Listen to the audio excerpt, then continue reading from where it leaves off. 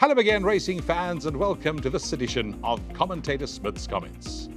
Now, normally, I would have a jockey sitting next to me, and we'd be picking his brains in terms of what he's riding and what he thinks his best chances are.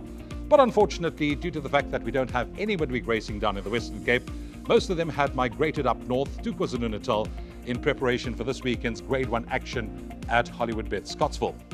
So I thought, considering that the latest log for this year's HWB Durban July has just come out, maybe we can see if we can put everything in the melting pot and dissect where exactly we are in this puzzle, because honestly speaking, at this point, I still haven't chosen my outright selection for this year's HWB Durban July.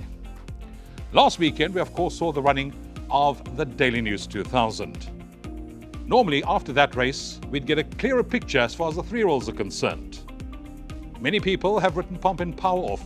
I haven't, purely because of the fact that he had to do it the hard way from the front.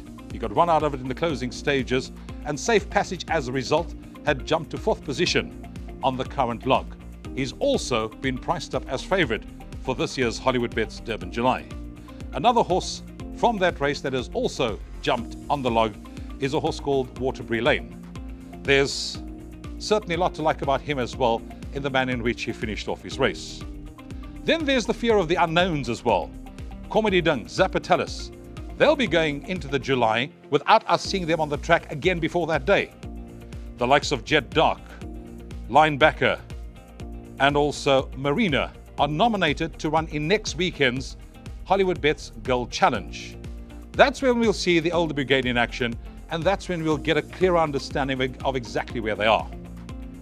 The 20 that is currently on the log certainly does look like they deserve their place in the lineup. If you want me to give you an early selection and you want me to sort of stick my neck out at this stage, the horse currently that has impressed me the most in all the build-up races we've had thus far is Do It Again. Now, he may have not beaten much in the race that he won, but the manner in which he won certainly was very, very eye-catching. The older brigade picture still has to unfold. We've pretty much got an idea of exactly how the three-year-old match against each other, and we're all now looking forward to next weekend's racing action in the HWB Gold Challenge. Thereafter, the weights will be published a couple of days later, that is after final nomination stage, and then of course a week later the announcement of the final field for the 2022 renewal of the HWB Durban July. It is going to be a fascinating contest, and all roads will lead to Greyville come the first Saturday in July. At this stage, I think we've got more questions than answers. And hopefully, as we get closer to the time and we continue on this road to the HWB Durban July, we will be able to get a clearer understanding, a better picture, and possibly find you the winner for this year's big race.